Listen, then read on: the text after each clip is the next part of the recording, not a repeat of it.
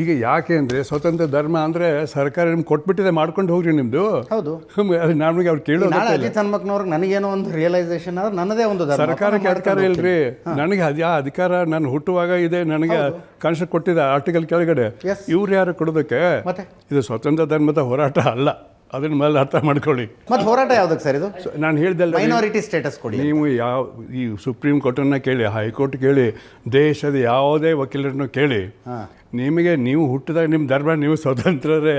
ಅದನ್ನ ಮುದ್ರೆ ಇವತ್ತು ಆರ್ಡರ್ ಕೊಟ್ಟಿರೋ ಪ್ರಕಾರ ಕೇಂದ್ರಕ್ಕೂ ಇಲ್ಲ, ರಾಜ್ಯಕ್ಕೂ ಇಲ್ಲ. ಆರ್ಟಿಕಲ್ 25 ನಿಮ್ಮ ಜನ್ಮಸಿದ್ಧ ಹಕ್ಕು, ನನ್ನ ಹಕ್ಕು ಕೂಡ ಹೌದು, ಎಲ್ಲರ ಹಕ್ಕು ಹೌದು. ಅದಕ್ಕೆ ನೀವು ಸ್ವತಂತ್ರ ಮೇಲೆ ಕೇಳ್ತಾ ಇಲ್ಲ. ನಾನೇನು ಹೇಳಿದೆ, ಇದಕ್ಕೆ ಅವಕಾಶನೇ ಇರಲಿಲ್ಲ ಇವನ್ ಮೈನಾರಿಟಿಗೂ ಕೂಡ. ಓಕೆ, ಭಾರತ ಸಂವಿಧಾನದಲ್ಲಿ 25ರಿಂದ 29ನೇ ಏನು ಪರಿಚ್ಛೇದಗಳಿದೆ, ಆರ್ಟಿಕಲ್ 25 to 29ರಲ್ಲಿ ಫಸ್ಟ್ ಟೈಮ್ ಮೈನಾರಿಟಿ ಶಬ್ದ ಬರ್ತದೆ. ಆದರೆ ಅರ್ಥ ಏನು ಅನ್ನೋದು ಹೇಳಿಲ್ಲ ಅಲ್ಲಿ. 2 ಥರ ಹೇಳಿದ್ದಾರೆ, ಲಿಂಗ್ವಿಸ್ಟಿಕ್ ಭಾಷಿಕ ಮೈನಾರಿಟಿ, ಧಾರ್ಮಿಕ ಮೈನಾರಿಟಿ. ಇವಾಗ ಭಾಷಿಕ ಮೈನಾರಿಟಿ ಕರ್ನಾಟಕದಲ್ಲೇ ಪ್ರಥಮ ಉದಾಹರಣೆ ತುಳು. ಅದೇ ಯಾರು ಕೊಟ್ಟರು? TMA ಪೈ ಕೇಸ್ನಲ್ಲಿ. TMA ಪೈ ಕೇಸ್ನಲ್ಲಿ ಬಾಂಬೆ ಕರ್ನಾಟಕ ಹೈಕೋರ್ಟಿಗೆ ಬಂದಾಗ ಜಸ್ಟಿಸ್ ರಾಮ ಜೋಯಿಸರು ಜಜ್ಮೆಂಟ್ ಕೊಟ್ಟಿದ್ದಾರೆ.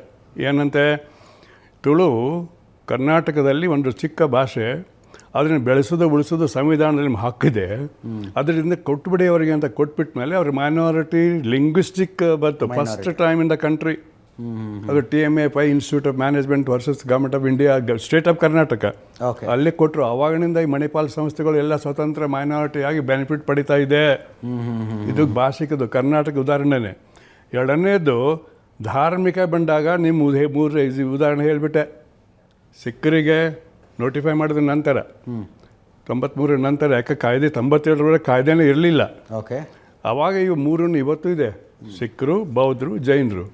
ಈಗ ಕೇಳ್ತಿರೋದು, ಸ್ವಾಮಿ ಕ್ರಿಶ್ಚಿಯನ್ಸ್ ಮುಸ್ಲಿಮ್ಸು ಸೇಮ್ ಕ್ಯಾಟಗರಿ. ಅದು ಬೇರೆ, ಅದು ಬೇರೆ ಬೇರೆ ಧರ್ಮಗಳೇ ಬೇರೆ ಅವರು. ನಾವು ಹೇಳೋದು ಇಲ್ಲಿ ಅವ್ರ ಮೈನಾರಿಟಿನೇ, ಸಣ್ಣ ಧರ್ಮಗಳು. ಇಲ್ಲಿ ಬರುವ ಅರ್ಥ ಅವ್ರಿಗೆ ಬರೋದಿಲ್ಲ.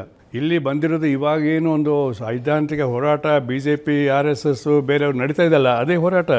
ಯಾಕಂದರೆ ನಿಮ್ಮ ಸಂವಿಧಾನದ ಮೊದಲೇ ಪರಿಚಯ ತಗೊಳ್ಳಿ, ಏನು ಹೇಳುತ್ತೆ?